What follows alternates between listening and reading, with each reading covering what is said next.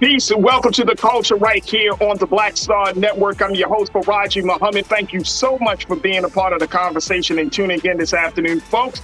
We got a lot to talk about. Let's continue our conversation and coverage around what's happening with the LA City Council. And now that Nuri Martinez, the former city council president, has decided to step down, and we're seeing Ron Herrera, who was a part of the labor organization, the labor community, he's decided to resign. We're asking the question, well, what's the implications of all of this? We're going to be checking in with Professor Hernandez from Fordham University to talk to us about how do Black folks and Latino folks get through the bias to start building a coalition of unity. We'll have that conversation. Also, let's talk about the midterm elections. They are about 4 weeks away. We're a little less than 30 days away. What should we expect? A lot that is happening. Big conversations on the table about that. And then later, let's talk about, are we going back to an old standard of beauty as Black women are going back to using relaxers? I'm so happy that I got my culture crew member, Iman Heath, who is a stylist and a hair care specialist, to talk to us about this growing phenomenon. And then later, would you go to a college class about feminism and Nicki Minaj? We will have to see. I'll break down the details. So stay with you. All of that is happening on today's edition of The Culture right here on the Black Star Network. Let's go.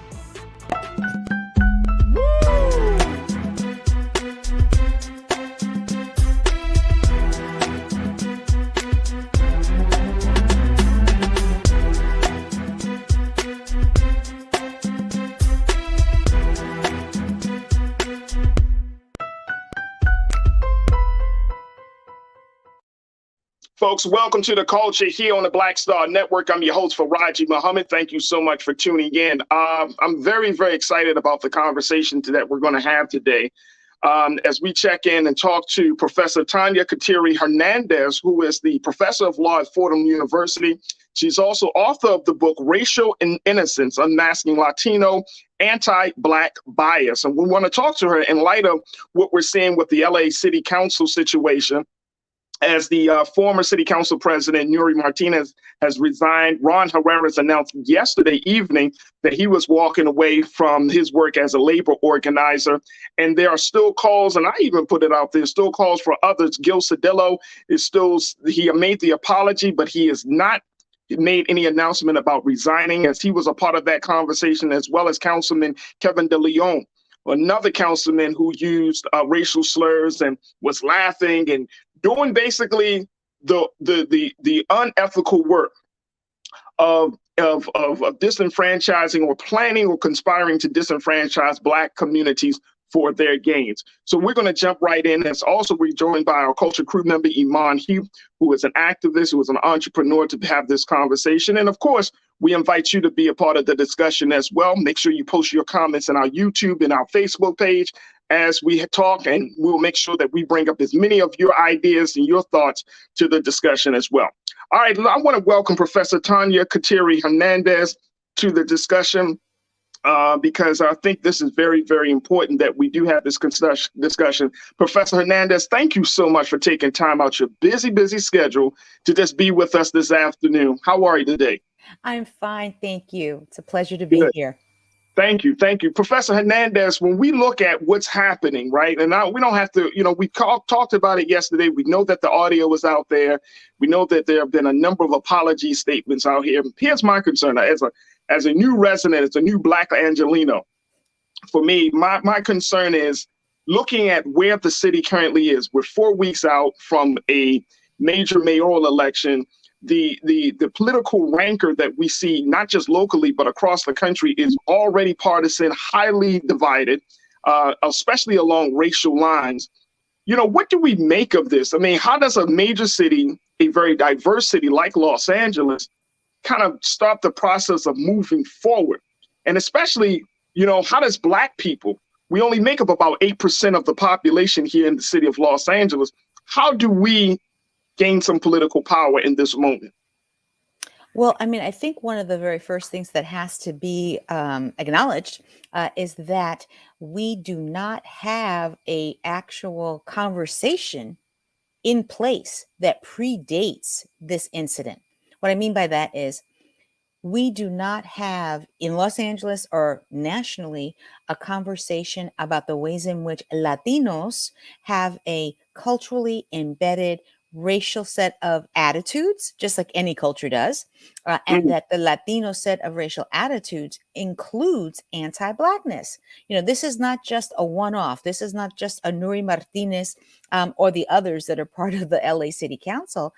This is about a bigger picture, right? So as far as a multiracial democracy, a multiracial civic participation is concerned, we need to be attentive to the ways in which anti-Blackness is not just simply a U.S.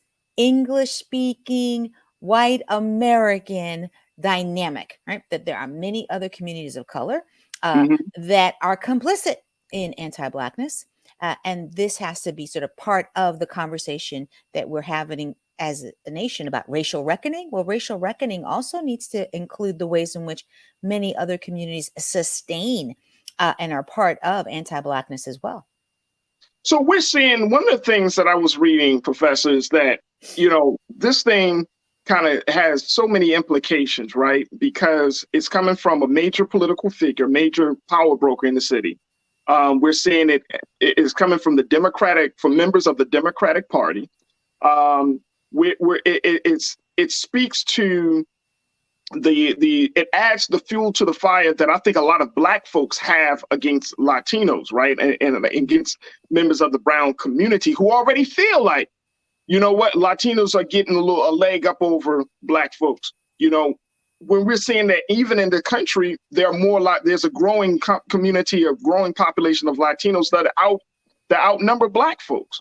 So how do we get from Black folks? Now we already been dealing with racism from white people. Now we got to deal with this level of racism. And I'm wondering, how do you empower? How do you empower us? How did the next generation of Black thinkers and thought leaders get empowered from something like this? Well, I mean, I think the important thing to keep in mind is that this is not new. I mean, it hasn't been acknowledged, but it's certainly not a new phenomena that Yeah. many more people other than white, sort of English speaking Anglos are part of anti-Blackness and the anti-Blackness that Black folks have had to contend with in the United States and elsewhere. One thing that I think is sort of important from a political position is that part of this dynamic is of thinking of Latinos as sort of this one homogeneous pan-ethnic group in which there's no racial diversity. Within Latino communities, there are Afro-Latinos, there are Asian Latinos, just as there is racial differentiation of Mm, people within the US, within Latin America, we have race. We also have racism, but we have race. And so I think moving forward, there needs to be a greater sort of, dare I say, intersectional perspective about how we think through what are, real moments of cleavage, right? That the idea that just because there are groups who are all experiencing some form of discrimination, that makes them all immediate allies. Well, yeah. that's misplaced, right? And Black folks have always been much more sophisticated about this, and so it's more about trying to make sure that our leaders are attentive to this as well. Are all Latinos suffering with anti-Blackness? No, just like all North American English speakers are not all suffering with racism. But is it important to call out how anti-Blackness is systemically infused into our ways of thinking so that it's Yeah. also part of Latino frames of thinking, even when they become public officials? Well, yes, that's important to keep in mind. And so as far as political organizing, these are the nuanced facets, I think, that need to be part of the way in which we think through empowerment. And whose responsibility is it, Professor? I mean, because Mm. I feel like Black folks, when we get into moments like this, right, there is an expectation. I put it on my Twitter. I just said, "Oh, everyone else can be offended except Black people." Oh, okay. it's like we get the brunt of it, right? We get the short end of the stick when in a social, when you look at socially where we stand, right? In our struggle, we can get offended. But then when it comes to, well, okay, you say you sorry, a statement don't mean a damn thing to me. So that means that you, if like Nuri Martinez said in her statement, I'm going to work to try to, restore the trust and all of this other stuff. And it's like, okay, are you going to do it? Are you really going to do it? Is the Latino community going to do it? Like, who is going to do it? Because you can't expect Black folks to try to extend an olive branch to a group of to a person or group of people who don't give a damn about them. Well, here's where I think some of the nuance has to come in, is we think of like whose responsibility is it and what have you, right? Okay. Too often, I think the when issues of Latino anti-Blackness arise, it gets situated as being just about like Latino versus African American. Right. When in point of fact, right, Latino anti-Blackness, unfortunately, is much bigger than African Americans, right? Meaning Afro-Latinos, Black people in Latin America, right, have been taking the heat, right, from Latin American, white identified, white presenting Latin Americans and those in the Caribbean, right? And the anti-Blackness of Latinos, and I trace all this in my book, Racial Innocence, targets not just Afro-Latinos, African Americans, it also targets Africans, people from the West Indies, right? Meaning Blackness in of itself. So I just like to be very clear, like, while of course it's important to attend to, issues of bias and discrimination against African Americans, it's bigger, right, than African Americans. So there has to be, it sounds like there has to be a whole like reprogramming of that has to happen, whether it's in the Latino community, the Black community. There just has to be a whole reprogramming. Well, I mean, what I would call it is like there has to be a greater sense of racial literacy, like meaning, okay, just as Latinos have work they need to do, and there are people in the Latino community, myself and others, right, who are attending to these things. We're smaller in number, right, but we're trying. Right. But and our broader conversations about anti-Blackness need to incorporate this notion of it is global, right, in its reach. And so, of course, it reaches many more communities within the United States as well, right? I mean, that's a framing that is meant to be much more, how should I put this, to get at the root, right, of what's going on. Can I point out one additional thing for you? Sure, absolutely. Right, because I think folks, of course, are rightfully focused on the commentary about animal equating with people of African descent. The monkey comments, right? That seems the most overt, and that's the stuff that people can immediately recognize within a U.S. context. The other thing that I want to point out, right, and this is where the Afro-Latino figure is better understood, is that she also made a lot of comments about people from Oaxaca. Right. Segment, right? I was going to get to it. Yeah. Oh, you want to get to that? Sorry, I anticipated. No, I'm glad you brought that up. I mean, yes, and that's the other part of the conversation. And I'm so happy you brought that up, Professor. Yes, ma'am. Well, some people perceive that as about being just about anti-indigeneity, but what is not really fully comprehended, because we have a U.S. frame and our literacy about racism is sort of limited often, right, just to a U.S. perspective, despite the fact that 90% of the African slave trade was brought to Latin America and the wider Caribbean. I mean, think about that, 90%. Whereas what is understood to be the United States and North America is just about 3.5% of the African slave trade. So, let those numbers sink in for a little bit. You can think about the significance, right, of the legacy of slavery and the aftermath of the regulation of people of African descent in order to maintain racial hierarchy and supremacy, white supremacy within Latin America and the Caribbean. Okay. Back to Oaxaca. So when these comments are made by Nuri and the others are sort of like endorsing it, right? She is talking about the ugliness of people from Oaxaca, how she doesn't understand what village they come from, like, who are these people? I mean, I don't need to repeat all that stuff. But I say all that to say this. In Mexico itself, Oaxaca is a racialized space. It is understood as not just only the place where there are people of indigenous ancestry, it's also understood as a place where there are people who are identifiably Black, right? Blackity black, right? Meaning anyone, like an African American would walk by them and would think to speak to them in English, thinking they too were African American, but in point of fact, they're Afro-Mexican, right? So Oaxaca is this space in which you can sort of talk about Blacks without having to say Black, because you say Oaxaca. If you see that there's a proxy going on. And so when that pejorative language is being used about people from Oaxaca, that is about not African Americans, but another form of anti-Blackness, right? That is part of Latin American racial paradigms.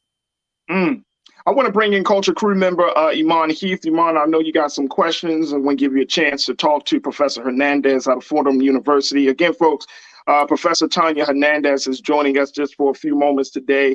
She's the author of the book, Racial Intolerance, Unmasking Latino Anti-Black Bias. There's the book right there, folks, that she put out there. She is an Afro-Latina. So she is right there to give us some understanding of both communities, of both cultures. And hopefully, she and others in the space that she's working in, bridging the gap, getting past the bias and the barriers, but bridging the gap. And here's my thinking very quickly, then I go to Iman.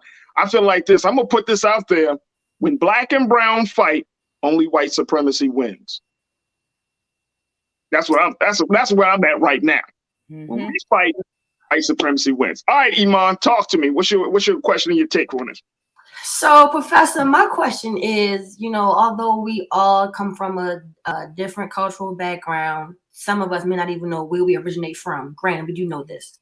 But what do you think is the main reason why Afro-Latinos and then African Americans and those of other Latin descents, what causes the divide?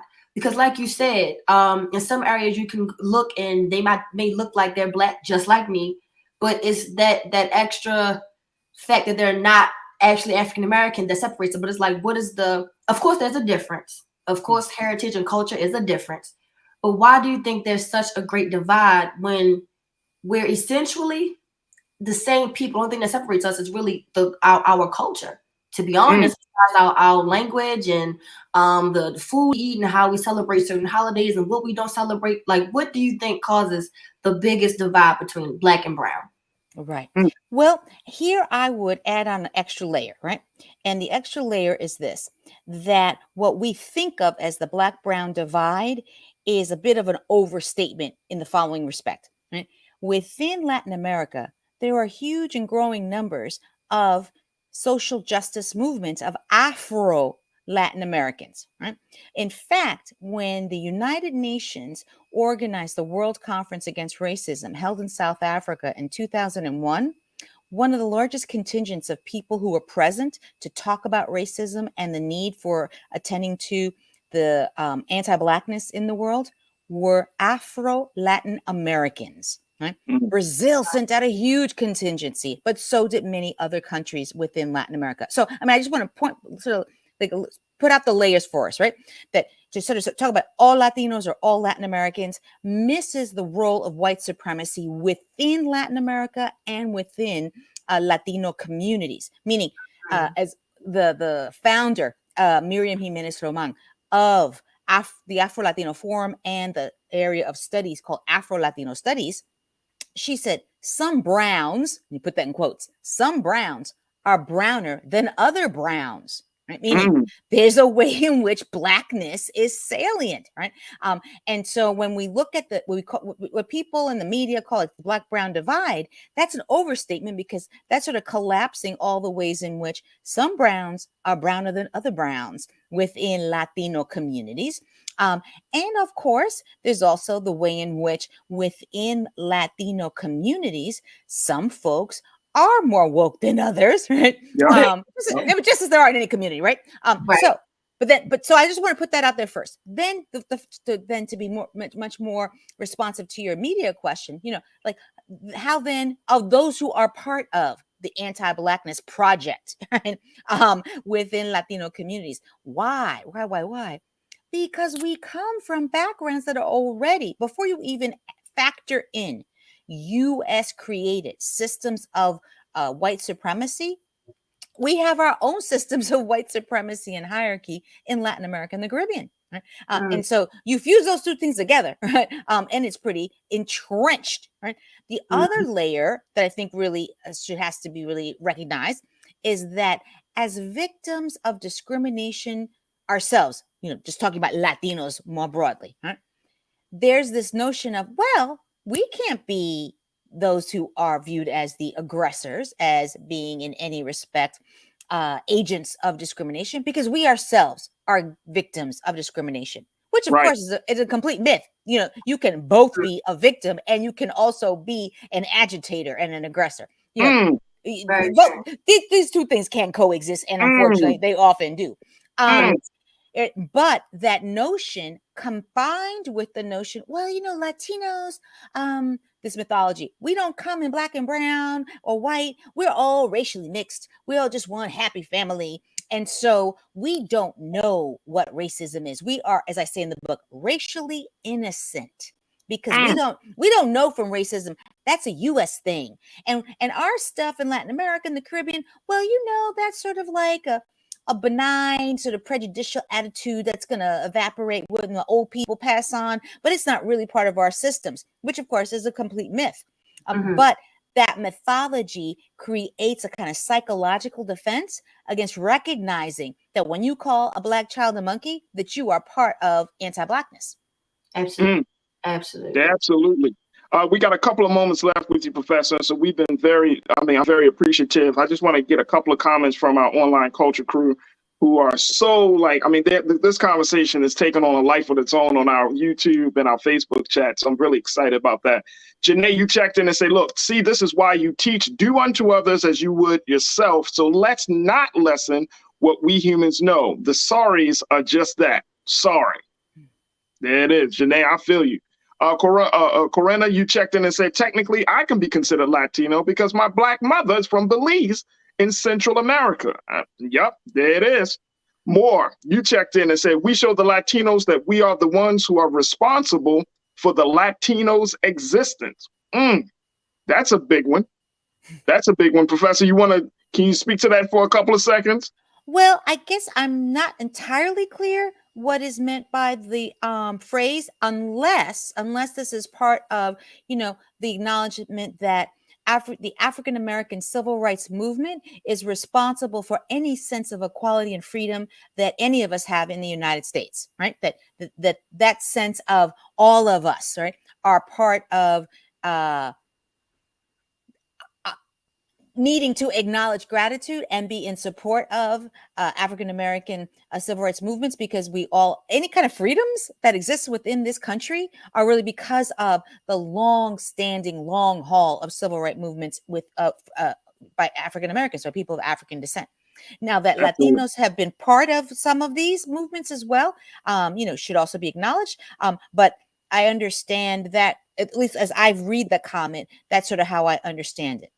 Absolutely. Karen, you checked in. Karen Connor, you said black, and Karen, you are another black Angelino. You said black and Latino leaders have to unify to fight this racism battle together. Both cultures are marginalized and should work together in the struggle. Absolutely. Mm-hmm. And Conscious Thoughts, you checked in and said the energies that we expend quarreling with each other erode our effectiveness and progress. The devils are rejoicing. Acknowledge, yes, but also remedy and resolve for the greater good. I love that thought. Thank you, Conscious Thought. Professor, in like 30 seconds we have left with you, what's the next step here? Because now everybody's asking, well, what's next for Black Los Angeles, Indigenous Los Angeles, Latino Los Angeles? What do we take from this? I mean, this is an ongoing story, but, what should be the next step at this point? Especially since Black LA Council people, they come out and said, they condemn this and all of that stuff. That's all well and good. But what should be tangible the next step? Well, I mean, I think one of the great resources that exists within Los Angeles is that you have Afro-Latinos who are right there on the ground. I met with a number of them about a month ago when I did a book event at the No Name Book Club in Crenshaw. I mean, there's some vibrant, serious sisters and brothers who are doing this work. And they should be brought in as part of the conversation because they know for a long time what it is to take heat, from Latino anti-Blackness. And can be part of the conversation about moving forward, right? Creating the racial literacy about global anti-Blackness, and also about what it really means to be in solidarity, right? To really be in solidarity is to recognize that you too have skin in the game, right? Meaning that, again, Latinos also come in Black, right? And that if we care about even just Latino unity and survival, that has to be survival for all of us, not just sort of a pigmentocracy where the ones on a creamy layer on the top, get to be the Latinos who survive and have liberation. If you only care about Latinos, then you have to care about all Latinos. And caring about all Latinos means you have to care about Blackness. That's all I'm gonna say there, Professor.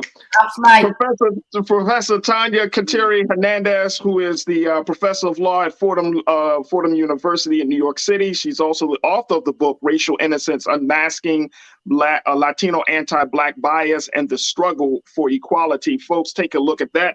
And Professor, we certainly appreciate you. We would love to bring you back on at another time to continue this conversation. But thank you for your insight this afternoon. It was my pleasure.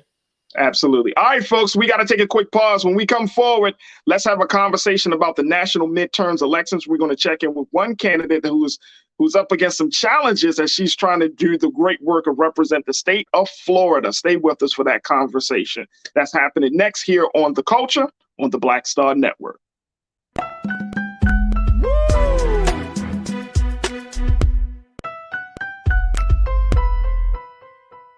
Hatred on the streets, a horrific scene, a white nationalist rally that descended into deadly violence.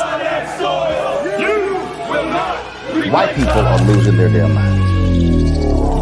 As an angry pro-Trump mob storms the U.S. Capitol, we've seen shots. We're about to see the rise of what I call white minority resistance. We have seen white folks in this country who simply cannot tolerate black folks voting. I think what we're seeing is the inevitable result of violent denial. This is part of American history. Every time that people of color have made progress, whether real or symbolic, there has been what Carol Anderson at Emory University calls white rage as a backlash. This is the rise of the Proud Boys and the Boogaloo Boys. America, there's going to be more of this. Here's all the Proud Boys, guys. This country is getting increasingly racist in its behaviors and its attitudes because of the fear of white people. The fear that they're taking our jobs, they're taking our resources, they're taking our women. This is white fear.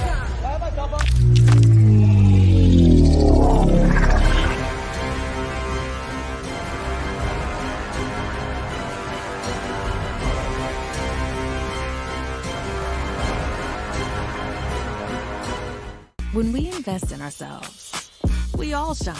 Together, we are black beyond measure. When you talk about blackness and what happens in black culture, we're about covering these things that matter to us, speaking to our issues and concerns. This is a genuine people-powered movement. There's a lot of stuff that we're not getting. You get it, and you spread the word. We wish to plead our own cause.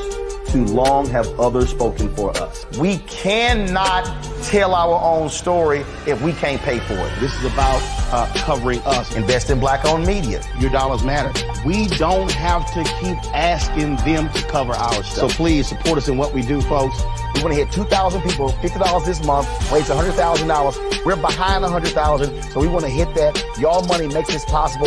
Checks and money orders go to P.O. Box 57196, Washington, D.C. 20037-0196. The Cash App is $RM Unfiltered. PayPal is R Martin Unfiltered. Venmo is RM Unfiltered. Zelle is Roland at RolandSMartin.com.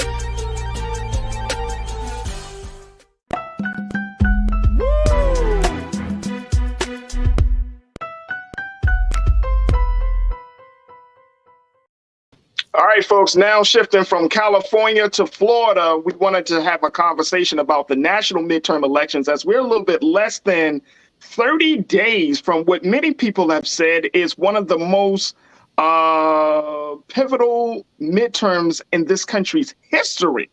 Can you believe that, folks? And in 2022, who knew that this might be an election that will change the game? And I know, again, we say that all the time, but the reality is this may be that election. So we wanted to have a conversation to talk about a few of the ongoing dynamics of this, of what we are up against, and more importantly, why it's important for us to go out and vote. Now, look, I can say a lot of different things about this, folks, but one thing is for certain. I'm not against voting. And so I hope that many of you who might have different views, you vote your interest, even if you don't see it. And here's the thing, vote locally. I'm a huge advocate of that. If you want to take a part of the national election, by all means do. But we do have to have some skin in the game in that capacity. We have to have some skin in the game in that capacity. Until we figure out a different alternative system, let's continue to push this thing forward. All right, so I'm joined by a sister who is doing the part of stepping up and has decided to put her full self into the process, as she is running for the Congressional District and for the Florida 26th Congressional District. She's an educator, she's a wife, she's a mother of 2 boys. We're happy to have her joining us today, Mrs. Christine Olivo, to talk to us a little bit about what's happening in Florida and around the country, as this country is gearing up for a major midterm election. Christine, thank you so much for joining us here on The Culture on the Black Star Network. Good to have you. Thank you so much for having me. It's a pleasure to be here. I am very excited. I'm glad. First and foremost, you are a first-generation Haitian American. You were born and raised in Miami, Florida. You qualified as the candidate for the Florida's 26th Congressional District on June 14th, and now the official Democratic Party nominee. So congratulations on that. Thank you. I mean, that means a lot when you say it out loud, but does that mean a lot on paper? I don't know. But yes. No, hey, come on, sis. Come on, Christine. Hey. Well, the hell with the paper. That's the reality. That is the reality, right? So it is the reality, but you would think that, okay, you are in this race. You are the only Democrat in this race, and you would think, okay, you're going to get all the support you can. I'm hearing, your previous segment about racism and discrimination, and mind you, I lived in LA for 7 years, so I know all too well about that, and I just feel like we're doing it to ourselves even here, right? You have a Black woman running for Congress, right? I do not feel that we're getting our campaigns getting the support that we need. But yes, we are the Democratic nominee, so it's good on paper.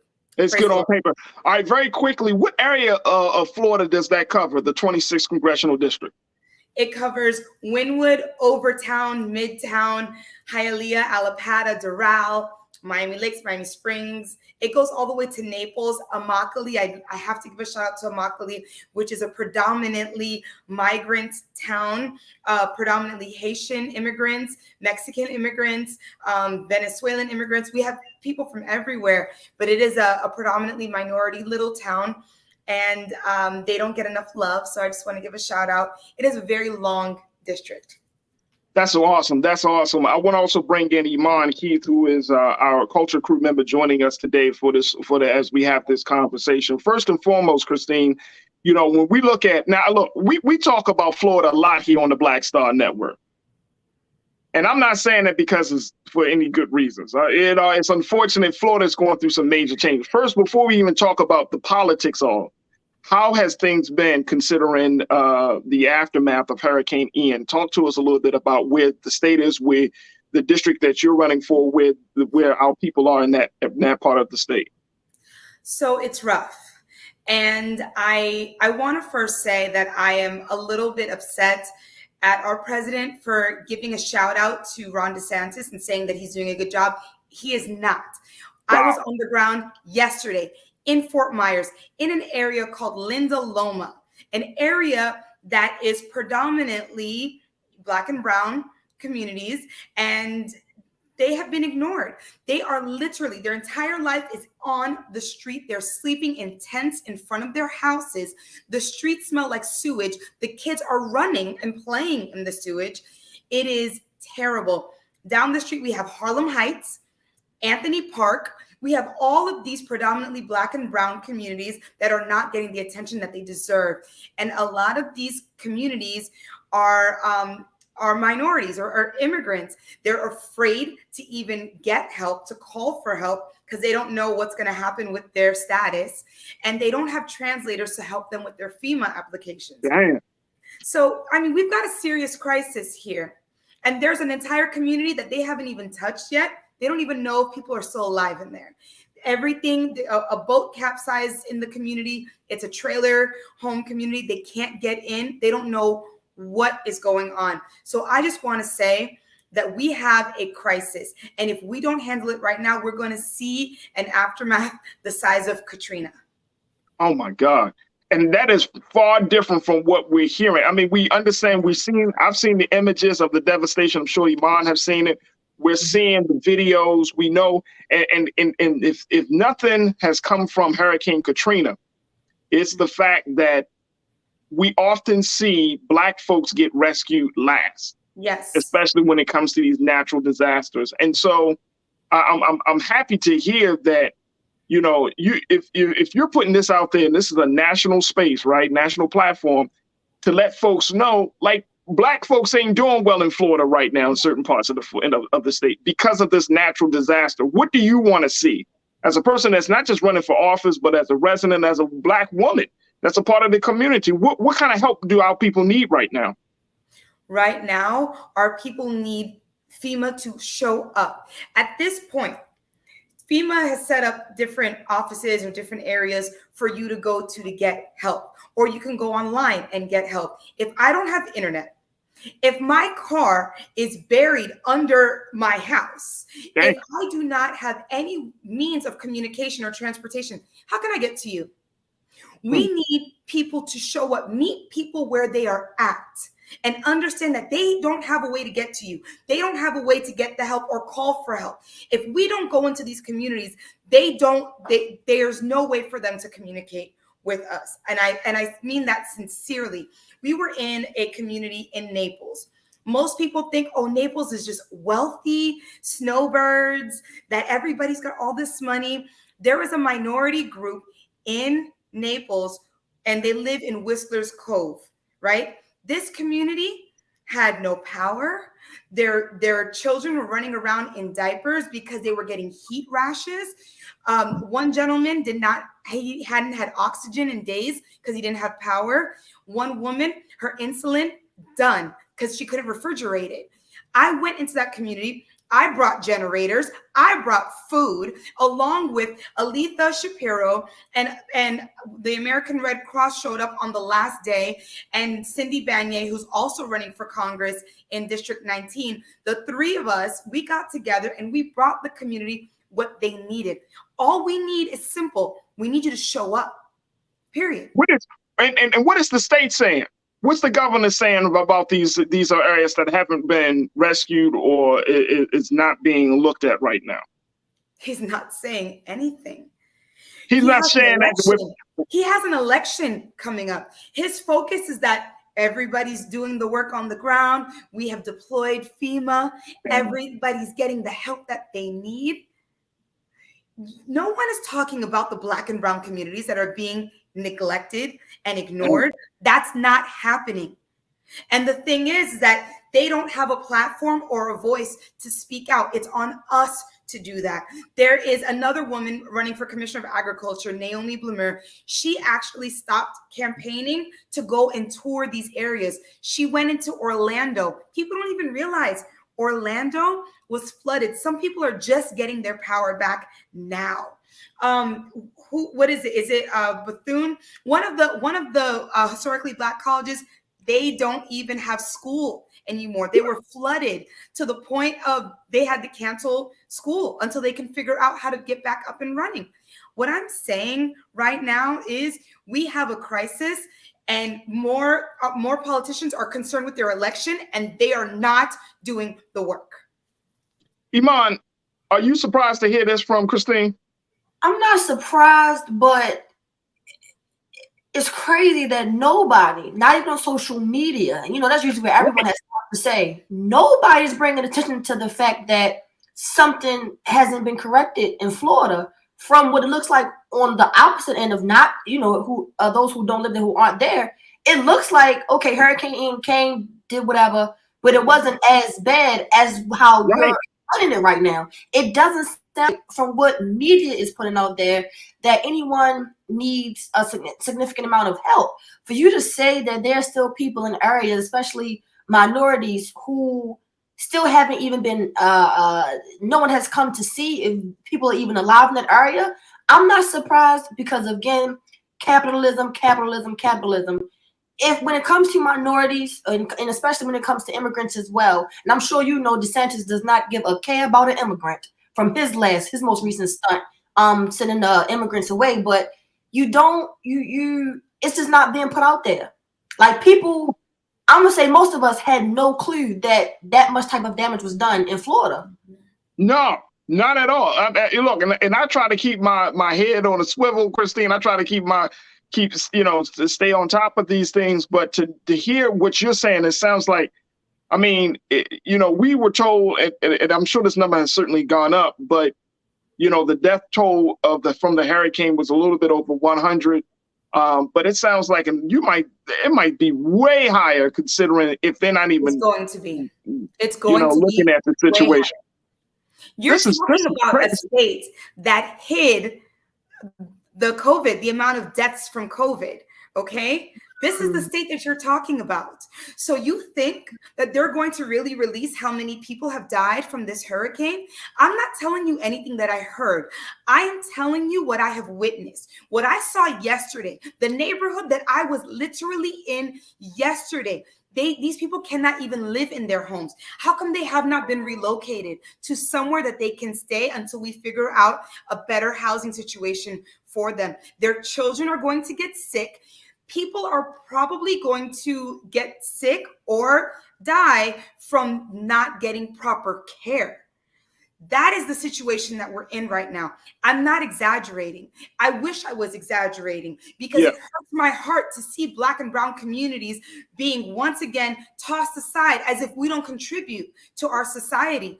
Those $12 million that Ron DeSantis used to pull a political stunt and send these migrants to Martha's Vineyard, he could have used that money right now to house these communities. So this right here, here's the concern that I have. Florida is, as you know, Christine, Florida is one of the most hotly contested states for a lot of reasons in this midterm election, right? The hurricane happened. Now you're 4 weeks out. You gotta get the state to a position or to a place where people can have access to go to the polls. And that even though this hurricane is a natural disaster, it has affected every person in the state, that the enemies of our rise are going to use that as a scapegoat, as a form of voter suppression, because they're going to say, well, we can't get to the people. The debris from the hurricane stopped us from, open up poll sites in these neighborhoods or in these communities. Is that a concern that you and other folks have? It's a major concern, because half of my district is in an affected area, and then half of Cindy's district is also an affected area.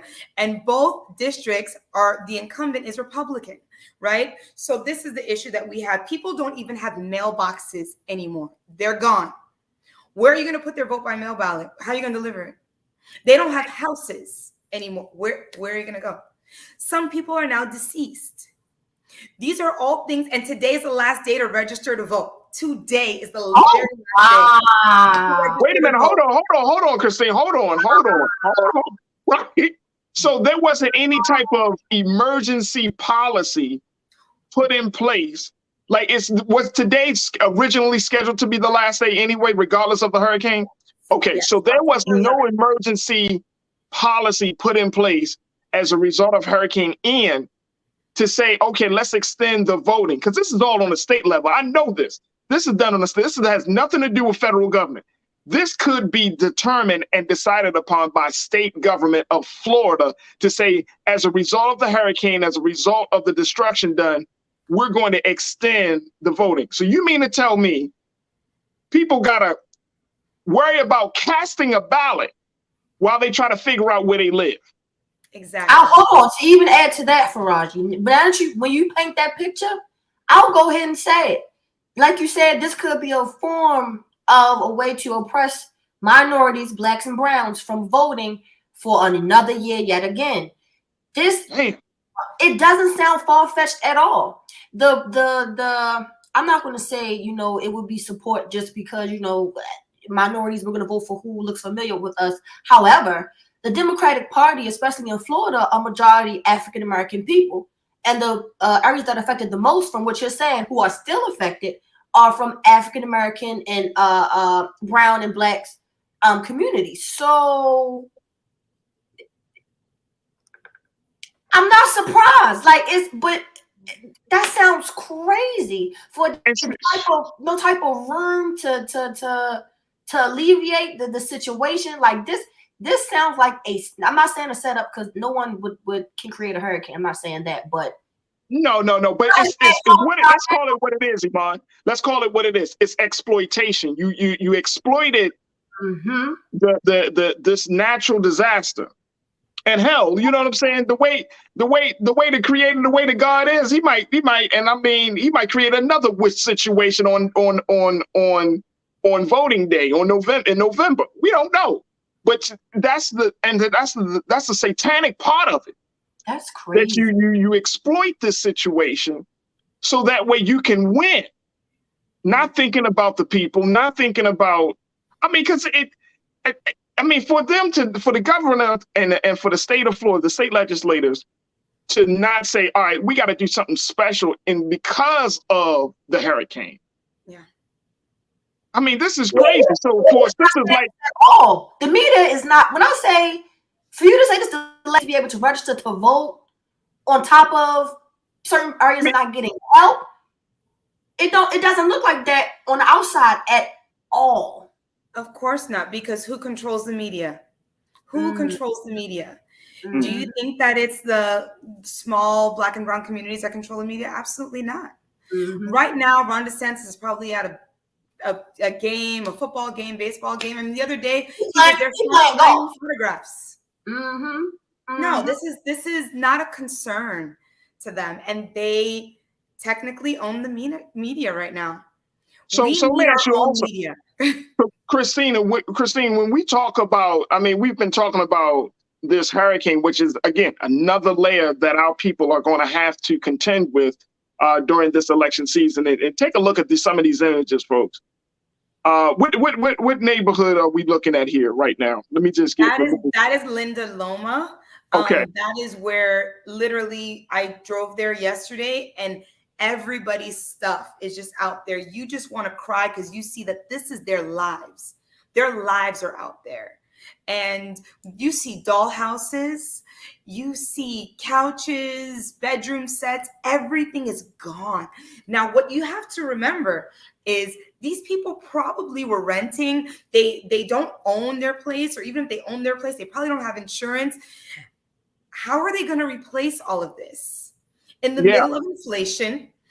And they're probably out of work because the Publix across the street, which is where we were handing out goods and supplies, that's closed. If everything in the area is closed, and most of the people, they don't have work right now.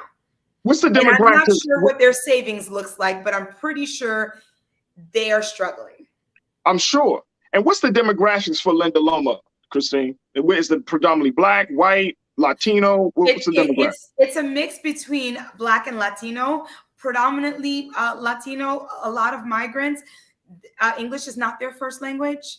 So it's, but it is black and brown community.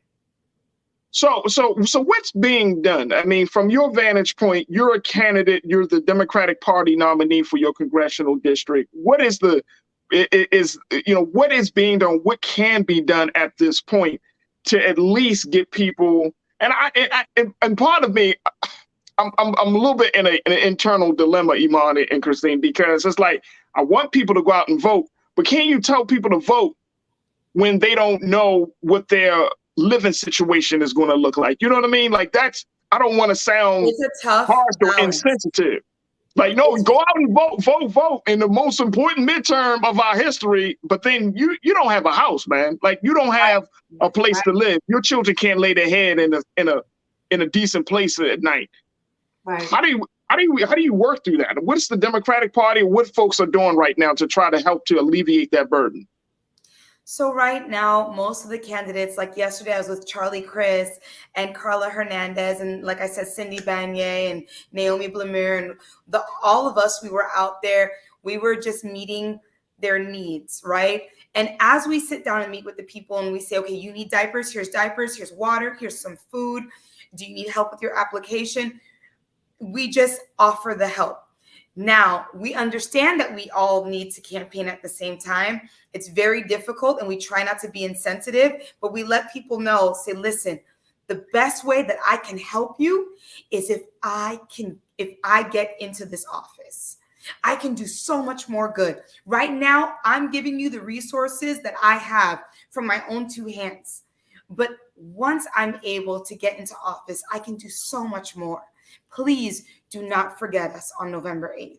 And that is how we just have to come from a sincere, heartfelt perspective. Last week, we stopped texting, don't forget to vote.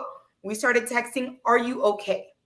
If they said that they were okay, then we said, okay, well, please do not forget to vote. If you need help with anything, let us know. And then they said, thank you. And they said, by the way, where can I go to claim this on my property insurance? And we sent them links and help. So just have conversations. We are having conversations with the people. We're being sincere, and we're not neglecting the fact that we want to represent them in the offices that we're running for. Absolutely. Let me just take a couple of comments before we take our next pause here. And folks are just heartbroken, to say the least, Christine, from your report of what we're not seeing. Davey Floater, you checked in. Davey, you said, we are drowning in capitalism. This is heartbreaking. Drowning. Yes, and yes, it is. Willie, you checked in. My God, thank you, Davey, for hearing from you. I appreciate that. Willie, you checked in as well. You said this racism that comes about when natural disasters happen is unforgivable. We must get better people in place here in Florida. Absolutely. Willie, sounds like you in Florida, bro. Just let me know what area you in and what your situation is looking like, what your neighborhood is looking like, and the situation of voting, getting people out to vote. Thank you, Willie. Cheryl, you checked in and said, this is horrible, and we need to have a strategy at this point. Where is leadership? We must become community-minded. Facts. Sophia, you checked in. I can't feel much sympathy for a state that voted for DeSantis and Rubio in the first place, and that other weak representative. I feel you, Sophia, but wherever Black people are, I gotta feel something. Yeah, I gotta feel something. The lack of help isn't their fault at all. So yeah, and see, and I want to go back to this because I know we got a lot of our watchers, supporters from Florida, especially, who watch this show, who watch Roland's show. I want us to be very clear about what's on the ballot. I know people say Roe v. Wade. I know people have said, with MAGA Republicans, and there's going to be a different conversation we got to have about the number of election deniers that are actually running in this year's midterm election, which is actually disturbing. So I know what's at stake, but when we're talking about just simple humanity, getting down to the humanity of an individual, to be able to say, you know what, let's try to help people. This is simple humanity, Iman and Christine. This is just simple humanity. A major storm, which some would say is one of the largest and most deadliest or disastrous storms in Florida's history. And it goes on where you still have communities that are just haven't even been reached yet. People might have been lying there for weeks, folks. Can you imagine? For days, rather. Can you imagine that? Can y'all really imagine that? And I'm saying to folks down in Florida, this is what's on the ballot. This is really what's on the ballot. You know what I'm saying? Like, we got many tools in the toolbox, but let's use this arsenal. Just go out and try to vote if you can, especially if you can make it through. This is what's on the ballot. I'm heartbroken, Christine. I'm gonna be honest with you. I'm a little bit like speechless. I'm heartbroken, and part of me is like, you know, I'm so sick and tired of this shit. I'm serious. I'm just so sick and tired of this, man. Like it's just. You know, it's like I said, it gets to a place where it becomes demonic and satanic. It's and people are like, you know what I'm saying, Iman? Like people act like, oh no, you can't use that word. No, this is what it is. It's satanic. Yeah. Because you want to exploit people, you want to kick people while they're down, you want to lie to people, deceive people, and all in the name of quote unquote representing us, leading us. That doesn't go hand in hand. And I hope this shows those who may not have been affected that much during the hurricane. Hopefully those voters can see, and hopefully that'll help them maybe change their mind or at least understand that I'm voting for the wrong person. Because number one, with politics, we already know integrity is always in question. That's number one. Put a check in a politician's face, depending who it is. They may go in whichever favor that the money is coming from. So hopefully this will show other voters in Florida who may not have been as affected and can go vote that you shouldn't vote for DeSantis. That shouldn't be. We're not putting in any votes for his campaign, because as you can clearly see, he has told us or told the rest of the country that everything's fine or is not as bad. Well, actually on the streets, it's horrible even still. So hopefully everybody pays attention to this. Absolutely. Christine, we got about a few more moments with you very quickly. What is, and I know you're running for office, so that's one thing that, you know, you want people to know, look, if you put your faith in me, I can get some things done. But what other assurance can you give to us? Those even outside of your congressional district, what other assurance that something is going to be done by Black leaders? Are you a part of coalitions of Black leaders in Florida, in the 12th and the 26th congressional district, or a state group that can push some of these things forward? Because something's got to give. So I will say this is my second time running, and this experience has been even more shocking to me when I see that Black issues have been sort of pushed to the back, and other issues have taken the forefront of not just the Democratic Party, but just for the elections in general. And I know that regardless of what happens on November 8th, on November 9th, I'm building my own coalition. Because what upsets me is that in 2022, why we as Black people, and from any diaspora, because I'm Haitian American, but you know, I walk down the street, what do you see? You see a Black woman, right? So Black people together, we have not built a united coalition that says, this is how we vote collectively. Right. You cannot force us. You cannot pay us. You cannot bribe us. You can't buy us any food or anything. This is how we are going to vote as a people, and that we hold our demands strong, that we have a contract collectively. If you want our vote, this is what we need, and you better deliver. And that is what we need. I am ready to form with many other organizations a united coalition, because the one thing that I see is that oftentimes people are discouraged and they don't vote, or they go to other parties and they think, oh, woe is me. You know, our government never did anything for us. We are the people. They work for us. We'll sit down and complain. When my boss doesn't like what I'm doing, I will get fired. So as a community, we have to remember that we are the ones that control this. We are the ones in charge. And we have to start operating as a community, as a Black and brown community, start operating together to get the results that we deserve.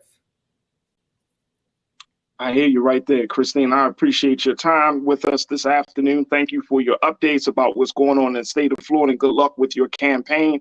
And, you know, just know that we're going to hold you accountable for every word that you shared with us this afternoon, Christine. I'm looking forward to that coalition. If they know, I'm telling you, we're going to hold you accountable. Because you know what? I'm sorry. I'm sorry, but I got to say it, Christine. For black leadership, I dare you. For black leadership in this country, the scrutiny is on. Because you know what I mean? No more, as what the book say, no more those who came before us have been robbers, liars, and thieves. We can't take that no more. We can't take no more hits. No losses in 2022. You know what I mean? No more losses. So I'm gonna hold you to that word. Christine, Olivo, thank you so much for your time. Again, good luck on your campaign as you run for Florida's 26th Congressional District. Folks, there's the information about her website. But make sure y'all continue to, if you feel like she's the candidate to support, then you can go to her website right there. Christine, thank you so much for being on The Culture here on the Black Star Network. We truly appreciate it. Thank you. Bye, everyone. Bye-bye. All right, folks, we got to take a quick pause. When we come forward, let's have a different conversation, a little bit more cultural, as we're seeing there's a growing trend of Black women who are saying no to natural hair and yes to relaxers. Is the standard of beauty changing? We'll have that conversation with Iman Heath and you, so stick around for that. Plus, later on, would you go to a college course where they're teaching about Nicki Minaj and feminism? I'm going to tell you what school that is happening at and get your answer on that as well. So stay with us. A lot to get to. Plus, I got something for you for Trends Post and Doing the Most. So stay tuned. A lot to get to in the next hour of The Culture here on the Black Star Network. We'll be right back.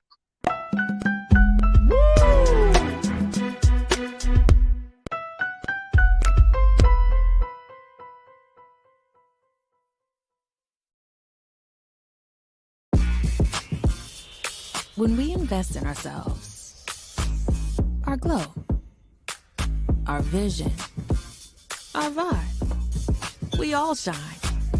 Together, we are Black beyond measure. Pull up a chair, take your seat. The Black Tape with me, Dr. Greg Carr, here on the Black Star Network. Every week, we'll take a deeper dive into the world we're living in. Join the conversation only on the Black Star Network. I'm Deborah Owens, America's Wealth Coach, and my new show, Get Wealthy, focuses on the things that your financial advisor and bank isn't telling you, but you absolutely need to know. So watch Get Wealthy on the Black Star Network.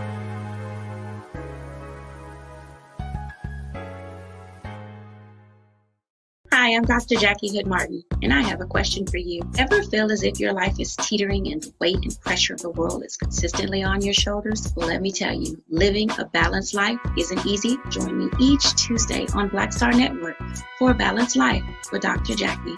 We'll laugh together, cry together, pull ourselves together, and cheer each other on. So join me for new shows each Tuesday on Black Star Network, A Balanced Life with Dr. Jackie.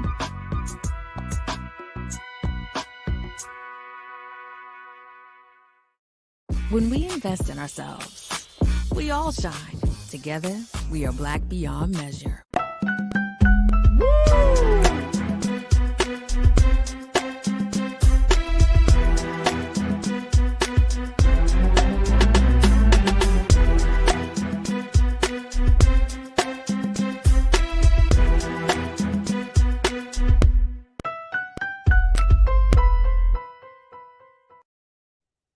All right, folks, welcome to The Culture right here on the Black Star Network. Thank you so much for tuning in and being a part of the conversation. Man, the first hour was hot. Boy, oh boy, it's such relevant and necessary conversations that we had with Professor Hernandez to talk about Black and brown relationships and how do we get Latino community can get out of the anti-Black bias, to have that conversation as it relates to the LA City Council dilemma. And then, of course, we just got off the line with Ms. Christine Olivo, who is a candidate running for Florida's 26th Congressional District, giving us a scathing and just a heartbreaking report about what's going on, what's actually happening on the ground in Florida as a result of Hurricane Ian and the politics around natural disasters. So, folks, if you missed those two conversations, you can definitely check it out in the replay and make sure that you stay up to date on what's going on. Also, make sure you show your continuing support for us here at Black Star Network. We are working and building towards becoming a 24-hour streaming service where you can get news and information and hear conversations that are relevant to you. Go to blackstarnetwork.com and show your support, financial support, share the content, and most importantly, let family and friends know that Black-owned media institution is here. We are live, we are present, we are there each and every day when things need to happen. And you can also continue to join us here, or you can hit me up on all of my social media platforms at The Real Farajii, on Instagram, Farajii, on Twitter, Farajii Muhammad, on Facebook. Always love to connect with people. I'm getting so many of your requests. Big shout out to those who are, see me on Twitter. Jawan, I see you, sis. Thank you so much. So many others are like retweeting the announcements of shows. And just as we having these conversations with folks about a variety of issues and cultural issues, that you're part of the conversation, that means a whole lot to me. And more importantly, it helps for us to continue to build what we have started here, which is building the community of the culture. I call y'all my culture crew, but we're really a community of folks that are willing to look at things differently, have different discussions, and most importantly, ask questions so that way we can get our people to think on a more critical and different space. So thank you for your support in that. All right, folks, we wanted to have a conversation on the cultural side to talk about a growing phenomenon that is happening right now among Black women. Now that we have seen years and years where Black women have felt like they needed to be liberated from white standards or European standards of beauty. And that has always started, not just from the clothes that we wear, the places that we live. It really has always started from the crown, a woman's crown, which is her hair. And folks, y'all know, for the sisters out there, I know your crown shall not be touched. Unless you got the hands of a person like Iman Heath, who is a hair care specialist and stylist. Let's bring Iman into this, folks, because she's the only one that can touch a Black woman's crown. I can't touch it. I can touch my daughter's hair. At some point, my daughter's gonna be like, "You better not, Daddy. Stop touching my hair. Stop touching my hair, Dad. Stop it. Stop it." She loves touching mine, but I can't touch hers. And I'm cool with that. But there is this growing thing, and I've been waiting to have this conversation with Iman to see what is going on with Black women. Look at your face. You're hilarious. I'm just ready. I'm ready to jump in. I'm ready. What's going on with this situation around relaxers? All right, here's the thing. Let me show y'all what's the word. The return of the relaxer, while some Black women are embracing the chemical hair treatment after years of going natural. This is coming out of a story around this. Let me take a look at this, folks. Here's the latest about the relaxer as it comes back into style among Black women. This says that in this report that a relaxer, of course, a chemical treatment that permanently loosens or relaxes the hair, leaving straighter, less curly strands in its wake. There are various chemical formulations, including lye and no-lye versions, and their origins can be traced back to the early 1900s, though they became a staple in Black salons and hair households in the 1990s as a means of ease and assimilation. Now, along with this, choice and an informed perspective seem to be a major driving force in the reemergence of relaxers, as well as social media, of course, which has allowed women to find others on similar hair care journeys. The relaxers are back. Hashtag on TikTok has over 4 million views, and there is a shortage of content featuring Black women relaxing their hair, either at home or in a salon. There have also been changes in the way relaxers are formulated and handled. So in lieu of relaxers, many brands begin using less harsh ingredients in efforts to make relaxers safer for at-home and salon use. Beyond chemical reformations, many Black women are just happy to be in a space where they can do whatever they want with their hair without fear of ridicule from outside groups or even from other Black women. Extending grace and allowing Black women to show up as their most authentic self is becoming an increasingly celebrated idea in both natural and chemically treated hair circles. Is that what we're looking at right now, Iman? Is that the case? So no one has come to me requesting or asking about a relaxer, and I can understand why they wouldn't come to me personally. Wait a minute. First and foremost, I don't even know if I should even ask this question because I don't want you to Because this is your bed. But do you recommend? I mean, is that something that you're personally not willing to do as a stylist, as a hair care specialist, to use a relaxer in Black women's hair? I would, if it were to be requested by me, I would definitely tell my client, I really want you to think on this, because once you get a relaxer, there's no going back, or it takes a very long time to go back. I can also completely understand why a Black woman would want a relaxer, because even with myself, having thicker or coilier or kinkier hair, it's wash day. Farajii, when I say I wish I could take my head off, let somebody deal with it, and I'd go do something else. It is a long process for a lot of us. Not everybody has that wash and go kind of curl. You get your hair and go outside. I definitely don't have a wash and go curl yet. And I've been perm free since 2015. So I was the kid who me perm every 6 weeks, then moved on to the olive oil perm sets as well. So I've been on both sides of the spectrum. I will say having a relaxed hair is way easier than dealing with your natural hair. But the benefits of staying natural is especially the growth that I've seen from others and from myself as well, because those harsh chemicals, and I'm sure they have adjusted and changed some things as far as what they put in those relaxing boxes. And I'm sure we've learned how to take care of our hair so our hair isn't breaking off and become brittle and dry. But if you're going to do it, just be healthy. Make sure it's done in a healthy way and you keep up with the maintenance, because it does require more maintenance. But I understand both sides. And hold on, Farajii. Let's be clear to Black men. Stop with this rhetoric that Black women want to get their hair straighter so they can be more appealing and be closer to being white. That's not all for everybody. Let's be clear on that. So this is not about the male gaze. This is not about trying to please a man. This is about a woman who is going through some, or try to be more like a white woman. It has nothing to do with it at all. Wanting to have straighter hair. Some people like that look. Me personally, I like when my hair is straight, but I'm also working on growing with. I want a big Diana Ross afro. I mean, just big and just. That's my end goal. Give me about another 2 years. I'll be there, but let's just be clear, and I'm saying this for all Black women who may feel this way. Black men, stop saying we get our hair straightened to be more like a white woman. That's not true for all of us. Thank you. Wow. No, you're welcome.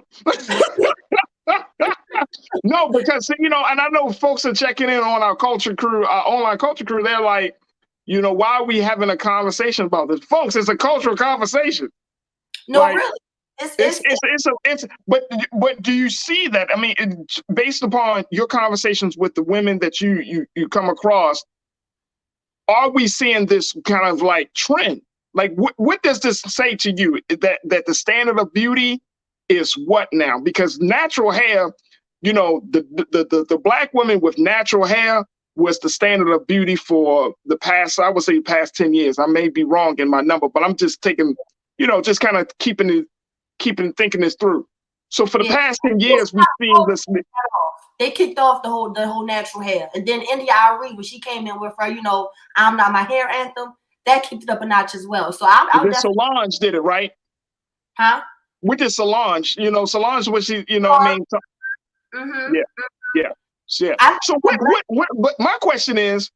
Mm-hmm. Is it just about simple maintenance that's turning Black women to the point that's saying, okay, I'm kind of tired of the natural hair, let me go? Is it just simple maintenance, or is there something else? Is there a cultural, or is there some type of new influence? Like, we see a lot of hip hop artists, and I see hip hop artists using, they got the straightest of hair. It's like, damn, that joint's straight. You know what I mean?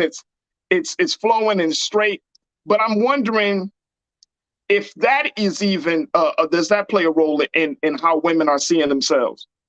So I would definitely say it does vary from woman to woman, but okay, in general, it is a variable that we have to throw in there. Like, maybe she feels more comfortable with herself or how she looks when her hair is straighter. But the association with having straight hair being with a white woman is the issue here.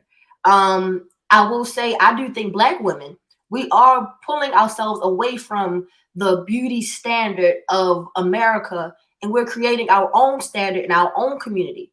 Our standard is health. Have healthy hair, whether it's relaxed or whether it's natural. That's our standard, to have healthy hair. To hell with trying to look like the next person or trying to be more like this girl or that girl, that part doesn't matter. But it does vary. We do have some women who may feel like they're don't look as presentable, don't look as nice when their edges aren't laid down to perfection. I stopped perming my entire head in 2015, but I kept perming my edges, I want to say, until like 2016. So I had an insecurity about my edges looking coarse or curly or nappy, as we like to say. So it really varies. And I've been on both sides. But we're creating our own standard of beauty as far as when it comes to hair standards, and it's just to have healthy hair. It's just having a healthy hair. I get it. And look, I'm a man. I'm growing my locks, but I understand that if you are a woman, I think I can at least empathize that if you are a woman that has been, dealing with various hairstyles, you've gone through all the type of changes and everything, it gets tired. Like you're trying to figure out, because of course our hair, and I say this as a people, not just as Black women, but our hair defines us. It's definitely a statement. I mean? It's a statement piece about us and how we wear our hair. Absolutely. Yeah. Our colors, from the different ways we now braiding hearts and stars in our head and butterflies in our head. As far as locks, I have women who get these beautiful, like, I think they're called like a flower bun, where it looks like flower petals in your hair. Like, we are so creative in the hair game. It's crazy. Right. I see people getting knotless braids with like a bandana included in it. Like, it's literally a bandana braided in your hair. And it's so cute for young girls. Like, when it comes to us in the culture, when it comes to hair, can't nobody touch us. I don't care who it is. You can't hold a candle or a match to us at all. But it comes with a lot of things. I just want, especially Black men, to be mindful when you speak. I see it on social media a lot. When you speak about Black women and our hair, it can be a sensitive subject. Some women, they wish that they could have a certain hairstyle, but they may be going bald up at the top or on the sides. It may be she got to wear that straight because it hides her spots that she don't have any edges or in the back. Like, it's a lot that goes into a woman's hair. It can make it feel. I know after I get my hair done, give me a sewing or some braids, some long braids too. Oh, I got a new attitude. I'm definitely a brand new person. See? Hey, look. You get your retweet. Iman, I'm right there with you. When I get my locks done, man, you can't tell me. I go Kanye West on them. As you should. I should. Now, I don't say some of the crazy stuff, but you know what I mean? My confidence is there. Like, yo, you can't tell me nothing, son. And then, I get offended. I get offended if a woman looks at me or if a man looks at me and looking at me like, please, you just mad because you don't got my hair. You mad because your hair ain't greased properly. Don't hate on me. And it's all about how a woman feels. Like, it's all about how she feels. And then for those who do want to relax their hair, Farajii, the countless things women have to do, from being a mom, some stay-at-home moms and work from home. The children are working, going to school virtually. She still has to work and worry about the house chores and things like that. So having to deal with your hair for an entire day is a lot. So if women do want to relax it, even just for the convenience, I get it. I understand. In the summertime, I only wear braids because if my hair sweats, I look like I got a helmet on my head. But in the winter, I can wear my natural hair out because I can deal with the weather. So it's a lot of variables to it. But I just really want us to be mindful about speaking about Black women's hair, because for some it may not be a big deal, but to others, that's a lot. It says a lot. It says a whole lot. And I think that again, we got to go back to, because I feel like this is so important. When you're talking about, one, the male gaze, how men look at women and how men try, like women, you're already are kind of already in a mix of being told who you should be, how your body should be shaped, what your skin, what's the best looking skin tone. I mean, y'all going through all of this. And the last thing that you need is a Black man who may not even cut his own damn hair. Don't Who gotta may not have even keep himself up, telling you how to wear your hair. You know what I'm saying? Like, say some things, brothers, we just keep our mouth shut on. Like, if you don't like the woman in your life, you don't like her hairstyle, you know what I mean? Like, don't, there's a way to say it, but think before you say it. There's a way. But guess what? You got to. But here's something I got to keep in mind too, right? Like, and I mean, this is just like good relationship things. Like, if you don't like what your partner, like how your partner is looking, you can encourage your partner in a space from a spirit of positivity. You know what I'm saying? But then at the same time, you got to give your partner, your significant other, the space to be themselves. You know what I'm saying? Because that's the best thing. Like, you got to give them the space for their personal expression. Because unlike for men, women's hair changes all the time. Y'all go through different hairstyles, different phases, different moods, different things. So, you know, you may not like it right now, but in 2 weeks, 3 weeks, it's going to be something different. Yeah. It's going to be something different. I would say we definitely go through a change every change. It depends on how we feel. And right, that's what it is. Because we get the same damn haircut. Yeah. Yup. A temp fade. We get the same damn haircut. It's the same joint around the beard. Please. We a little bit different colors, different flavors. And another thing about it, especially the women that wear wigs, I wish I could get into wigs. It's just the maintenance of it that I just don't want to deal with for myself. But it's just the way a woman feels with a middle part, long, straight black hair, or how she may feel when her blunt cut bald with the curls, give her a different attitude. Like, I don't want us to make it seem like hair is not a big deal, when in fact it is. I know, God forbid, if I were to lose my hair, I know I would struggle with that. I know that personally. Now, I'd be happy I can go ahead and get some wigs, and I worry about having to make sure my hair blends in with it. But it's a big deal to us, and it's not just it's just hair. It's not. And let's talk about this. Chris Rock got smacked for making fun of Jada Pinkett Smith's hair situation. So it's a big deal. It's a huge deal. And hey, look, let me just share with folks are saying. And let me just point out somebody. Fetus Buddha. You said, I never ever heard a black man say, damn, look at her relaxed hair. Y'all need to stop. Now, I'm gonna let you go first, and then I'm gonna end it out. Go ahead. You never heard a black man say, damn, look at her relaxed hair. I've seen men personally respond to, I wouldn't say from my friends and myself, respond to your hair being done or being changed. I've had men, I get way more compliments about having soft locks, like the natural looking locks, rather than a relaxed hairstyle, traditional straight hairstyle. But there are men who pay attention to those kind of things. There are men who prefer women to have natural hair, or prefer women to have the hair curly or any other type of state. But I will say, that's not true for all black men. That's not true. Pay attention. That's not true. I pay attention. That's not true. We don't say the term, I want a woman with relaxed hair. We say, oh, look at this. First and foremost, let's keep this real, folks. Let's just keep this real. I personally like when Nira switches it all up. It gives me something to look for. Oh, she wearing this today. Oh, look at the hair. Like, it's different, right? You know what I'm saying? Like, it's different. I personally like that. But men, we do say certain things. Absolutely. We say it. Now, you said, oh, Fetus Buddha. You might say, no, I never heard that. Trust and believe, dudes say some wrong stuff out of their necks about a way a woman looks. I want a woman with the hair down to her back. Well, how do you think she got the hair down to her back, bro?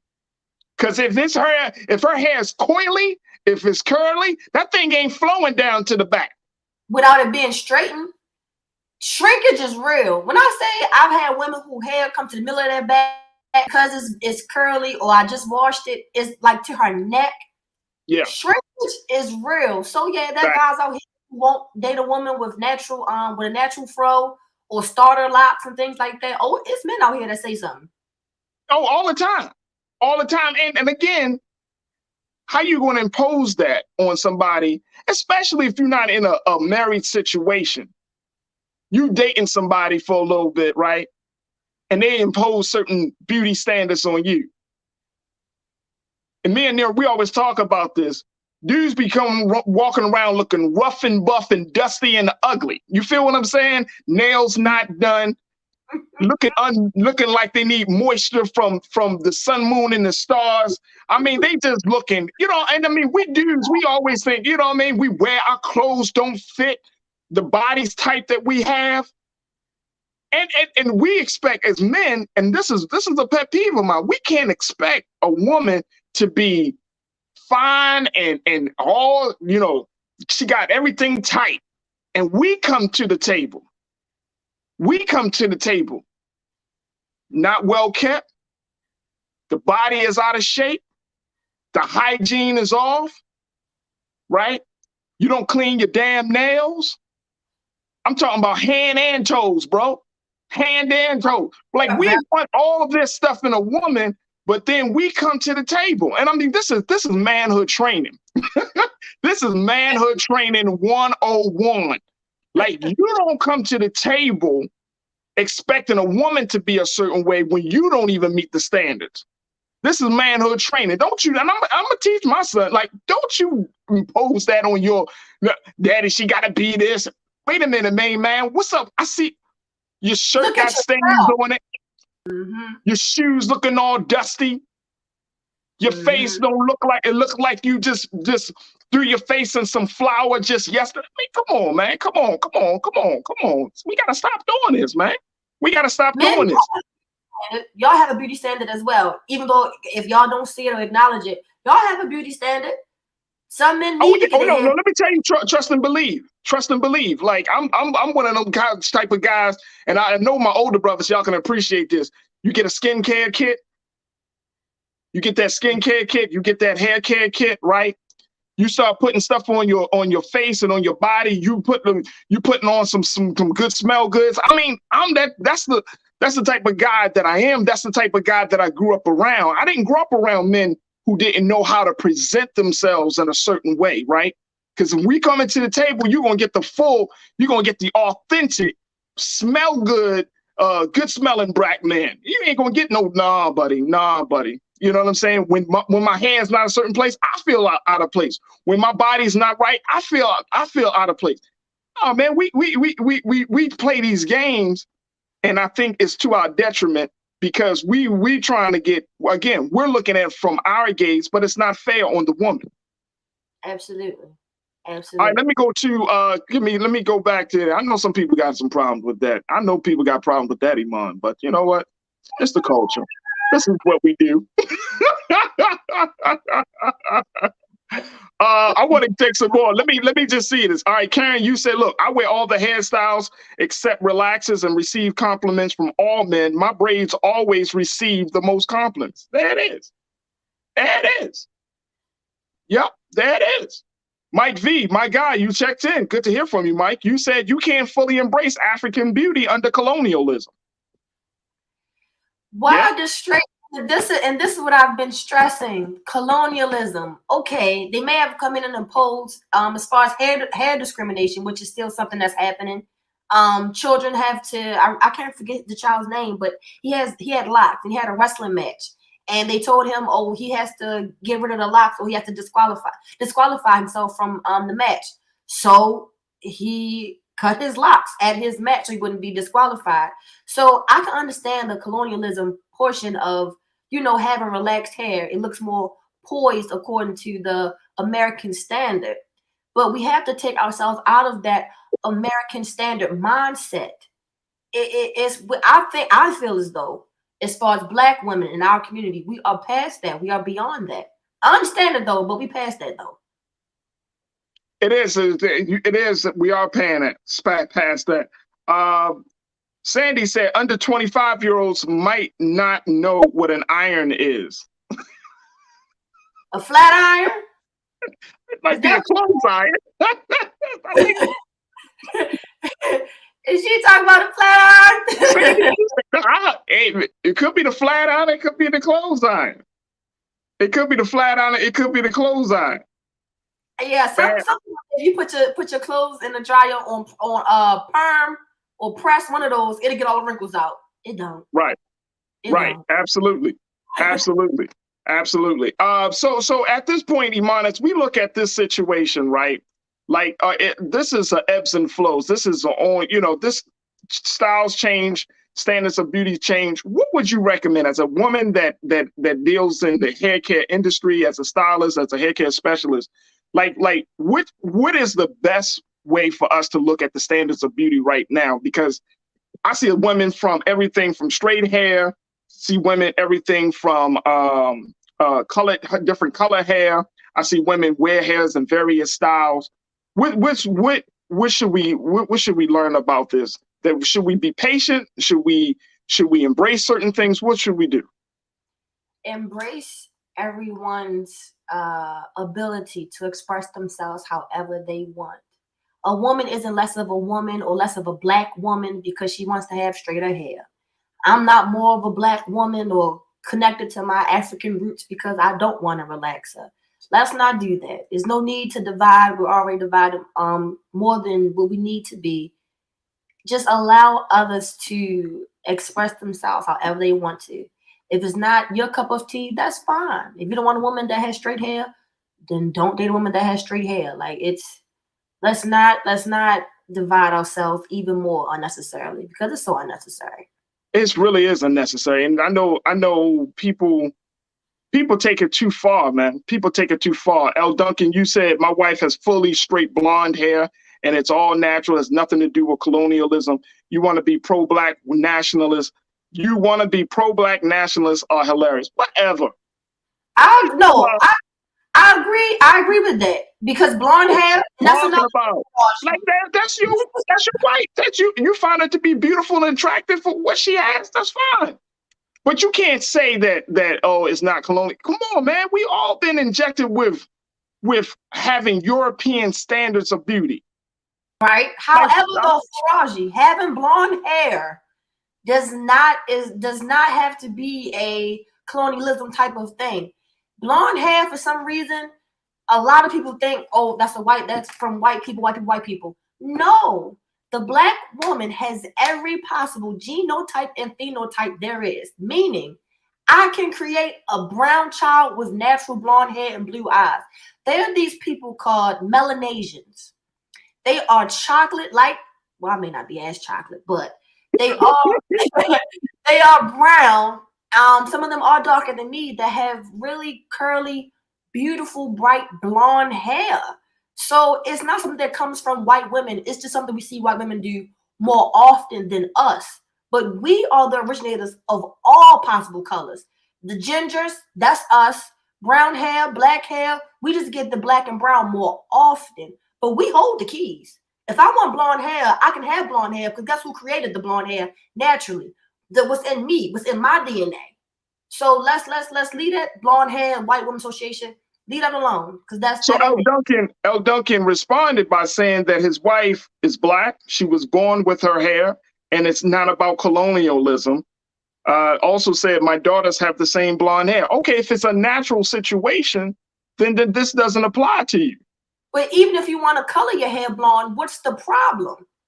Why do we have to associate blonde hair with wanting to be closer to being or looking like a white woman? I understand that. Because white people have blonde hair, right? So we're still contending with the fact that that's a huge standard of beauty. Like whether it's consciously or unconsciously, like we're still seeing that. The white woman has been placed in front of our eyes for years, right? Yeah. As being, and even light-skinned Black women are represented in magazines and in print media as being close to white. I remember seeing, pictures of Beyonce, Jennifer Lopez. These are ethnic women. But when you see them in pictures, they're airbrushed so light to the point they almost look white. You know what I'm saying? And so we're still contending with that. And colorism is a huge problem in the Black community. We've been talking about it, but it's still a huge problem. There's still the dark skin versus the light skin and all of that madness, right? Like, oh, the blacker the berry, the sweeter the juice, and I like them red. You know what I mean? I mean, it's all of this stuff that really has nothing to do with the heart, mind, and spirit of an individual. And let's keep it real. We didn't give ourselves the tint, the color of our skin. We didn't make ourselves. It is what it is. You know what I mean? Like and there are a number of Black people, Black celebrities that have gone to great lengths to lighten their skin and all of that. And I'm just using this as an example of the standards of beauty that has been imposed on, or how it has been detrimental to us, not just in the hair care space, but just in general. It's been detrimental to us. So if you got people that push back on that, if people don't want to deal with that, or it is what it is. Nobody's trying to make fun of anybody, but we got to say it for what it is. We got to say it for what it is. All right, so Iman, what's your final take on that as we move forward?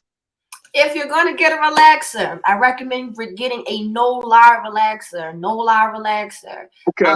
Is a chemical that is used to unclog drains. Think of your scalp as regular skin. Your scalp has pores. Your scalp has pores. So just be mindful of what kind of chemicals you're putting on your scalp, how often you're putting it on your scalp, and just keep your men's trimmed, get your hair moisturized. But if you're going to do a relaxer, I recommend a no-lie relaxer, because that is a very harsh chemical that increases your risk of breast cancer by 30%. I'm not saying you're going to get breast cancer. However, relaxers do those chemicals that seep into your pores, because your scalp has pores. It can be detrimental. Absolutely. Absolutely. All right, folks, we're going to take a quick pause. When we come back, let's talk about Nicki Minaj and feminism in college, how one college is looking to include the rapper as part of their curriculum to discuss the role of women in the feminist movement and in the society. We'll bring you up to speed on that. And I got something for you for Trends, Posts, and Doing the Most. So stay with us for the final few minutes of the culture here on the Black Star Network.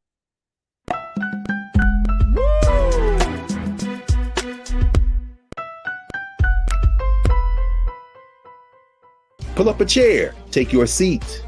The Black Tape with me, Dr. Greg Carr, here on the Black Star Network. Every week, we'll take a deeper dive into the world we're living in. Join the conversation only on the Black Star Network. Hatred on the streets, a horrific scene, a white nationalist rally that descended into deadly violence. White people are losing their damn minds. As an angry pro-Trump mob storms the U.S. Capitol, we've seen We're about to see the rise of what I call white minority resistance. We have seen white folks in this country who simply cannot tolerate Black folks voting. I think what we're seeing is the inevitable result of violent denial. This is part of American history. Every time that people of color have made progress, whether real or symbolic, there has been what Carol Anderson at Emory University calls white rage as a backlash. This is the rise of the Proud Boys and the Boogaloo Boys. America, there's going to be more of this. Here's all the Proud Boys, guys. This country is getting increasingly racist in its behaviors and its attitudes because of the fear of white people. The fear that they're taking our jobs, they're taking our resources, they're taking our women. This is white fear.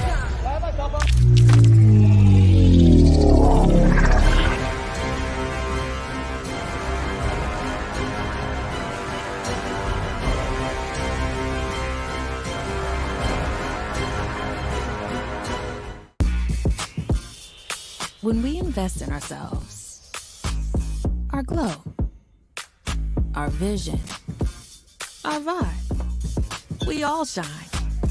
Together, we are black beyond measure. When you talk about blackness and what happens in Black culture, we're about covering these things that matter to us, speaking to our issues and concerns. This is a genuine people-powered movement. There's a lot of stuff that we're not getting. You get it, and you spread the word. We wish to plead our own cause. Too long have others spoken for us. We cannot tell our own story if we can't pay for it. This is about covering us. Invest in black-owned media. Your dollars matter. We don't have to keep asking them to cover our stuff. So please support us in what we do, folks. We want to hit 2,000 people, $50 this month, raise $100,000. We're behind 100,000, so we want to hit that. Y'all money makes this possible. Check some money orders. Go to P.O. Box 57196, Washington, D.C. 20037-0196. The Cash App is $RM Unfiltered. PayPal is R Martin Unfiltered. Venmo is RM Unfiltered. Zelle is roland@rolandsmartin.com. When we invest in ourselves, we're investing in what's next for all of us. Growing, creating, making moves that move us all forward. Together, we are Black beyond measure.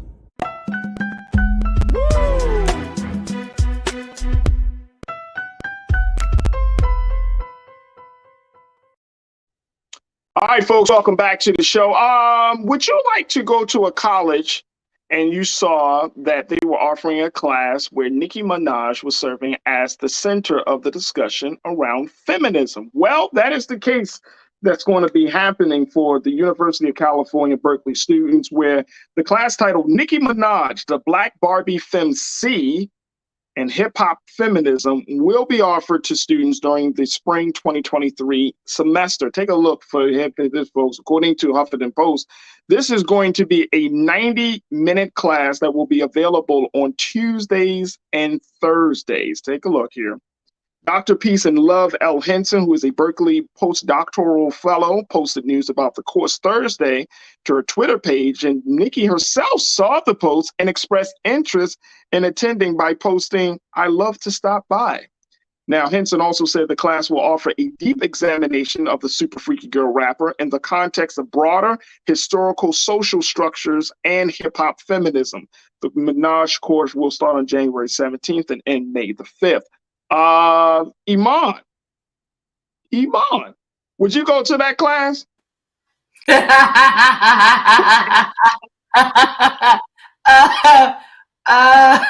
are you laughing like that? I want to speak positively about my Black sister. So, wait a minute, you wouldn't go to the class? You wouldn't have no interest in the class? Not really. Not interested. Not interested. Do you know why? Because you're a Megan Thee Stallion fan. That's why. That's exactly why. Tell the truth. You're a hot girl and you're not a Barb. That's what it is. That's what it is. I don't have no problem against the Barbs. No problem. No, look, no smoke over here. But you know, it doesn't. I want to see the connection. That's what made me interested in the class. Like, how are you to, tie Nicki Minaj and then take this broad umbrella of feminism? Like, how you gonna connect the two? I can see that. No, I can really see that. Now, here's why. Because if you study Nicki's career, which has been, when you really look at it in the big scheme of things, I mean, I know we got new MCs like Glorilla, we got Megan, we got Cardi, we got other female MCs. But when you look at Nicki Minaj's catalog and the impact that she has made, right? Mm-hmm. She is solidified as one of hip hop's greatest MCs, as well as one of the top, I would say the top 3 women MCs in hip hop. Top 3 to 5. Okay, say top 5. If you, and I'm saying that because I'm not just talking about content. When she first dropped, I remember Pink Friday first dropped. If you listen to it, and I've listened to this album many times, there are very to little no references to her sexuality on the album. Mm-hmm. It really talks about her skills. It really talks about the very, her kind of getting to a place where she can be heard and seen and all of those things. But I can understand, because Nicki has brought a different level. I think every woman in C is going to be examined. In the next few years, I wouldn't be surprised if Cardi is the subject of a conversation around feminism, or Megan's the subject of a conversation around feminism. Like each MC, there have been discussions about Lauryn Hill. women in hip hop is still an anomaly, even though we know that they are there, but their impact. And Nicki has had such an impact on the culture. That's true. That is true. Even from her mixtapes, Beam Me Up Scotty, I think that came out in like 2007. The one that really got her on was Beam Me Up Scotty. That's what really I believe that song with Soulja Boy sample. I forget what it's called. That's what really got that look. And then when she featured on Monster with Kanye and Kanye, Rick Ross, Jay-Z, it's like, well, see, the thing is, and I think that this is very interesting, like women MCs, women rappers, they have a whole, like you got the hotties, you got the barbs. You don't think about that. Like for male MCs, there's no name of the fans of these men MCs. Yeah. But I think that it speaks volumes about the impact that women have on the industry, because really, and I know that a lot of sisters you may not admit this to yourself, but a lot of Black women, I'm not talking about the little girls, I'm talking about grown ass women are influenced by Nicki, Cardi, Meg. That's a big influence. I see it. Let's even speak about the BBL movement. That kind of came from female MCs.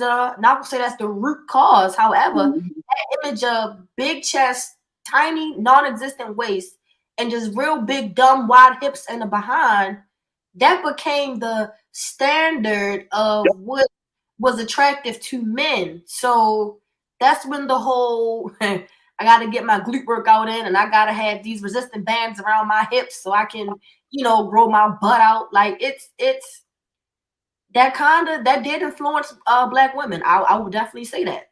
I would say that. I think so. I think so. And look, and here's the question I know Conscious thought you posted, but how does this class free us? In my Professor Karen Hunter voice. And big shout out to Professor Karen Hunter. You can see her with Dr. Carr as they have those cultural conversations. How does the class free us? I don't know if it's I don't know. It depends on how the professors present her role. You know what I mean? Right. I couldn't tell you that. But I don't think that we should exclude certain women. If we're going to talk about feminism, right, we can't exclude powerful Black women who have created an impact, who have a voice, who have used their platform, right, in various ways to kind of push certain things that are important to women to the next level. I think we do ourselves a disservice with, even though our personal preference may not be that woman's artistry. We can't just say, well, she doesn't, therefore we should not include her into the conversation. You got to include all these sisters into the conversation. Right. And definitely Nicki Minaj, though, I do agree, because she held it down on her own for so long. She was the only mainstream female rapper for a minute. Very long time. For a minute, right? I mean, like you had Lil' Kim, right? Then Lil' Kim had and it's crazy when I hear that you got these women MCs, these women artists beefing with one another. It's only like 5 of y'all. you trying to be the queen of, and I mean I get it, but then it's like, yo, it's 5 of y'all. If y'all jumped on the track together, oh my gosh. Just like that would be crazy if Nicki Minaj, Cardi B, Glorilla, you got Rhapsody, you got my sister Mamuna Youssef. I mean, you got all these different voices and all these different variations of Black womanhood on the same track. That's nasty. But that would be killing the game. Yeah. That would be killing the game. But I mean, again, these women represent some element of womanhood of Black women, right? Like, you have Nicki has always, and this is what I could be wrong, so correct me if I'm wrong, and I'm saying it to you and saying that to our culture crew. I've always seen Nicki as being the type of woman who want to be respected for her gift, her artistry. Right. More so than her sexuality. Right. Because in her interviews and things and such, she definitely makes sure she's expressed who she is as Nicki Minaj, the artist, and not just Nicki Minaj, just a healthy, light-skinned looking female who's sex beautiful. Toy. Right, exactly. right. She doesn't want to be a sex toy. She wants you to know, like, I could come into the space and I can destroy any of them in the sea. And she's gone with the best of them. She's been on tracks with the best of them, and she's always brought it, right? And I think that there needs to be a conversation about that, because as much as we in this space, and some of us, we could be so conscious to a fault, right? Like, the reality is, for years, Black girls were looking up to Nicki Minaj. They may not be looking up to her as much right now because of other women in the space, but for years, she was the standard of womanhood to young Black girls. Outside of the booth, you didn't hear, and this is the other part I would give her credit for, you didn't hear too much about her exploits where, she was with one dude one day, another dude the next day. She was with that one dude, Safari, for 10 years. I still don't understand that, but She went with Meek Mill. Then she got married. I mean, she was with I think her current husband, after that. But she wasn't, as far, and again, correct me if I'm wrong. She was not an industry hoe. She was not. Now, we could, if we were to look at Taylor Swift and how Taylor Swift is considered and regarded as one of the most popular voices in pop music and in countries, and in some cases country, but is considered to be one of the most successful. But Taylor Swift has gone out with a lot of dudes, but they don't put her in the same space as being passed around. They don't say certain things about her. She, it's kind of like some murmurings, but it's not in the same way. If a Black woman is put in that space, then she gets dragged through the ground. She gets dragged. We know that. So there's that double standard. But that's what I'm saying. Like, they Black women, y'all got to take it a little bit. Y'all have to, especially in music and entertainment, y'all have to be very careful about even just those personal relationships, because they can work against you. So I can see why they have that type of situation. You know what I mean? Like we got to look at it. Because y'all, they're influential, very, very influential. But you wouldn't take the class? No. Okay. I have no interest in learning why Nicki Minaj is such this pioneer for feminism. Now, in the rap game, absolutely. Hip hop, absolutely. She definitely was that in that one area. But beyond that, feminism is way too big to me to associate it just with Nicki Minaj. So we're going to be specific and say, well, Nicki Minaj was a feminist for hip hop. Okay, cool. Let's do that. But like a feminist in general, I don't see the connection. No. Right. Somebody, who was it? Brother King Lee, you said Sister Remy Ma spent time in prison and came out stronger music-wise. She did, but not on Nicki level. Not on Nicki level. She did. She's still out there performing, but just not on Nicki level. No. Not on Nicki level. I'm sorry. Like Nicki reigned for like 10 years, y'all. I mean, Very true. Like 10 years as a woman MC. That's a long time for a woman MC. You know what I'm saying? Mm-hmm. And like even now, she can still get on the track and still. Right now, she got that single out that I don't think is good, but just the fact of she like I said, she can go pound for pound with the best of them. And she's still trending. That song you're talking about, I think it's called Freaky Girl. Yeah. It's trending on TikTok and Instagram right now. The crazy thing about women, and I think for even men, that once you get to a certain age, once you start living a certain different way than what you originally started, then you live differently than how you were when you first came into the game. Your music should reflect that. And I get it. There's still, and again, part of the feminism movement, and correct me if I'm wrong, but my understanding of feminism is there's this sexual liberation element to the movement, right? That women can express themselves sexually, that they can take ownership of their bodies, that they can to feel like they shouldn't be ashamed that they are going after pleasure. And I think that right there is something that needs to be examined. You know what I'm saying? Because, and this is a whole different conversation, Iman, and I would love to, we may have to have this, but the conversation around women's, being so confined by other men's standard of pleasure, beauty, that women are felt to have to feel ashamed about even wanting to be pleased sexually. because it's still based on another man, it's still rooted in how a man wants them to be. You know what I mean?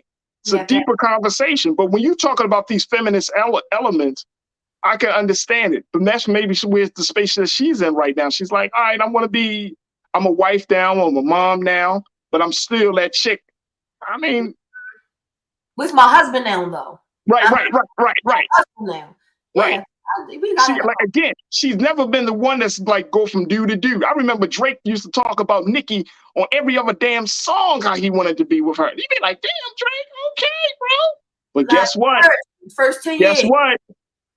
She never did it. Yeah. And I thought they were at least going to try at least once. I mean, publicly try at least once. Right. But yeah. Right. So I can definitely get it. So there it is, folks. University of California, Berkeley will be having that conversation in that course about Nicki Minaj. All right, very quickly as we wrap up, I want to kind of get to this piece. This is something that's trending right now that I see. Two things, and I don't know if I really can go into these two things because one of them is really, really sad.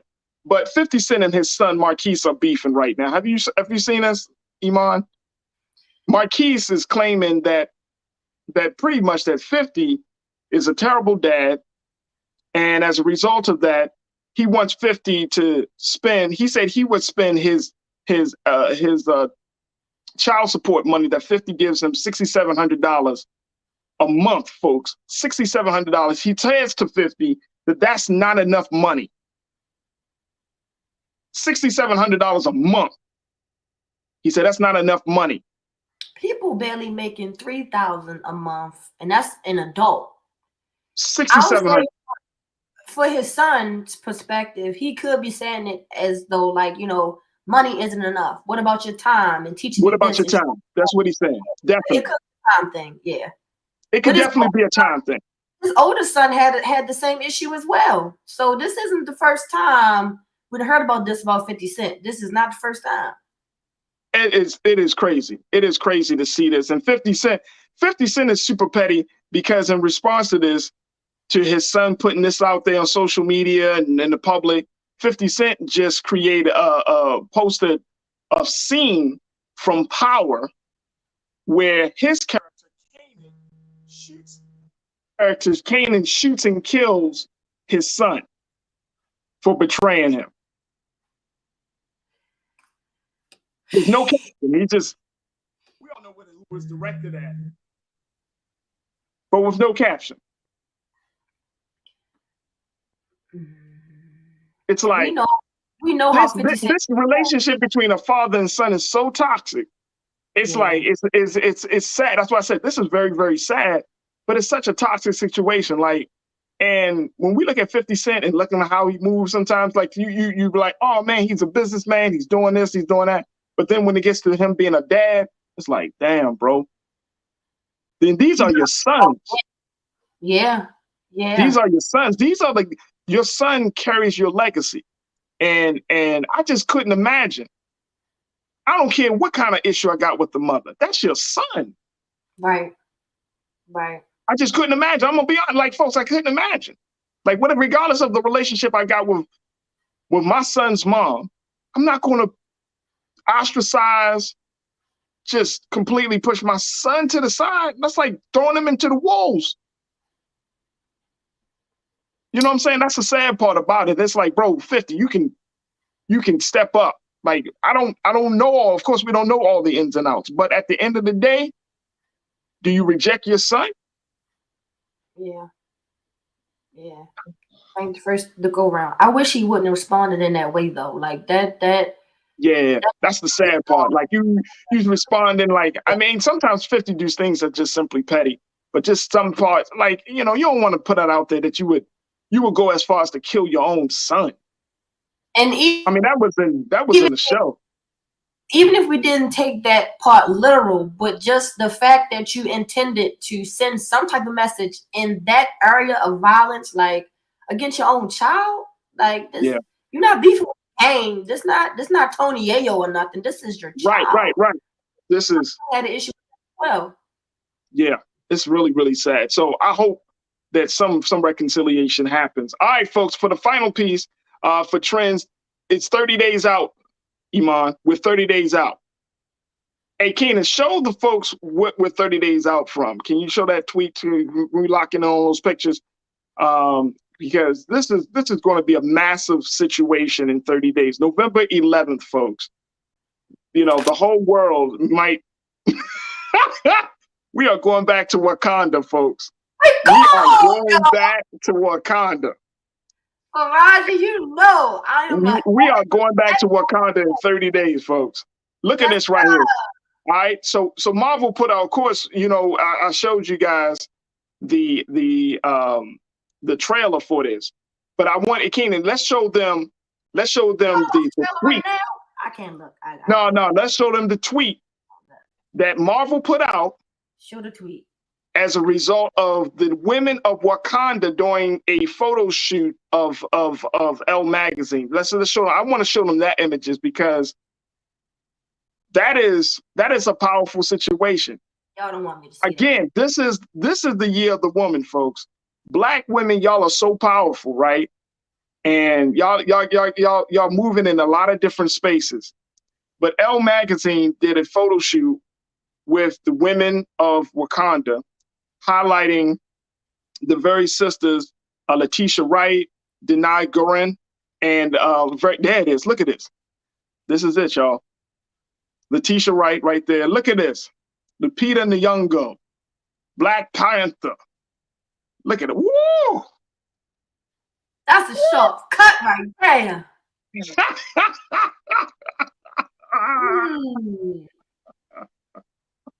They look gorgeous. On Elle magazine. Real quick as we wrap up, but I want to get your take on this, Iman. How big is this for Elle magazine to show the beauty of these women as this movie is going to be dropping in 30 days? How big is this? Not even just them being Black women, they are dark-skinned Black women. That says a lot. They're not close to light or close to white. They are chocolate Black women. And to be able to acknowledge them even though we know Wakanda isn't an actual place, but just what it represents as far as those Black women being strong and standing up for something is beautiful. It's we moving in the right direction. Yeah, it is. So Wakanda, of course, is looking at the rise of how did they termed it? The women rise.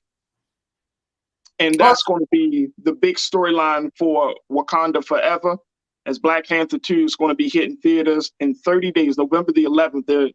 We're going to go back to Wakanda. Are you excited to see the film? We are wearing all white. You wearing all white? The Black Congress said that we will go to the homegoing service of T'Challa. We are wearing all white. After Labor Day, we're wearing all white. Wakanda Forever. Farajii, when I say my outfit, you ain't ready. You ain't ready. I'm gonna show up and show out. Trust me. For real, you got a whole outfit. I have Kamoyo beads. Oh, I'm a big Black Panther fan. I have the pop dolls. I have the Wakanda Files book. I have Black Panther t-shirts, Black Panther jackets. Oh, I'm a big Black Panther fan. Oh, this is serious for me. I'm going home. Are you going the first day or you or what? How you doing? When are you going? Farajii, row G, seat A. I will be in Columbia at the IMAX theater, front and center, with my all white on. I'm probably gonna cry the entire movie, and it's okay. You gonna do any type of face paint? Now that you say something, take it up a notch. I might take it up a notch. I might. Ain't no telling. But I'm excited. Sad, but I'm excited. Hey yo, you might gonna come back in November with T'Challa on the neck. Tattooed right here. Right. Yes, that's my God. That is my God. Be like Wakanda. Be like, yo, what's that say on your neck? You be like, Wakanda forever.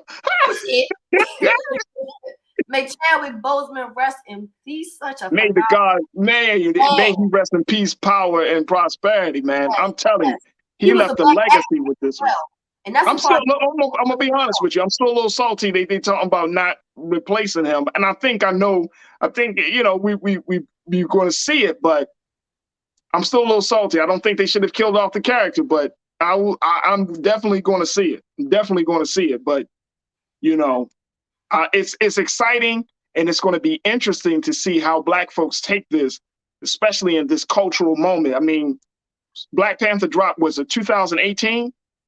Yep, February 2018. So that's talking about 4 years ago. Look how different the country is culturally. Look at where we are as a people and as a community in this country, as a nation in this country. Like look at where we are.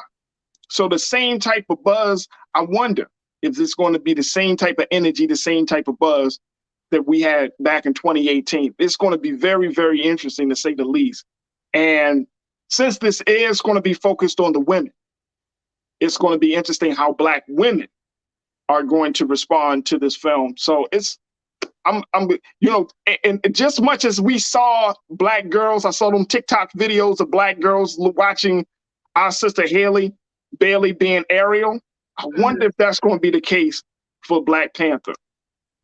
If Shuri is Black Panther, it's ain't no telling. I wonder, and if Shuri is Black Panther, I wonder if that's going to be the same thing. Are we going to see the same? Because if y'all can see yourselves as mermaids, y'all can definitely see yourselves as saving the world. Don't give me a Black Panther mask. Don't give me a Black Panther mask. Roger, I ain't gonna know how to act come Halloween, okay? Iman, it's always a pleasure. Thank you so much for joining us today. It's always good to connect with you on Tuesdays. Thank you for being so good for the culture. Thank you so much, y'all. Absolutely. Absolutely. All right, folks, that's going to do it for us. Thank you all for tuning in for today's show. Hopefully you enjoyed the conversations. Again, check out the replays of the first hour. Check out the second hour. We had some very, very good conversation, powerful discussions with our guest, Professor Hernandez. Thank you so much for your time. We thank you. Appreciate that. Christina Olivo, thank you so much. So powerful Black women are doing some fantastic work all across this country. Big shout out to our sisters. Big shout out to the sisters. All right, make sure y'all stay tuned. Roland Martin Unfiltered at 6:00 p.m. Make sure y'all continue to support us here at Black Star Network. We definitely need your support. I want to thank my fantastic behind the scenes team, my man Joel, my man King Keenan, Ariel, my control room. And again, I want to thank you for tuning in. Make sure y'all follow me on all social media platforms at The Real Farajii on Instagram, Farajii on Twitter, Farajii Muhammad on Facebook. I love to connect with you, and I certainly will follow you back. Thank you, folks. As always, never be afraid to challenge what's wrong. Stand for what's right while being yourself in the process. God willing, we will talk tomorrow for another exciting edition of The Culture right here on the Black Star Network. Peace.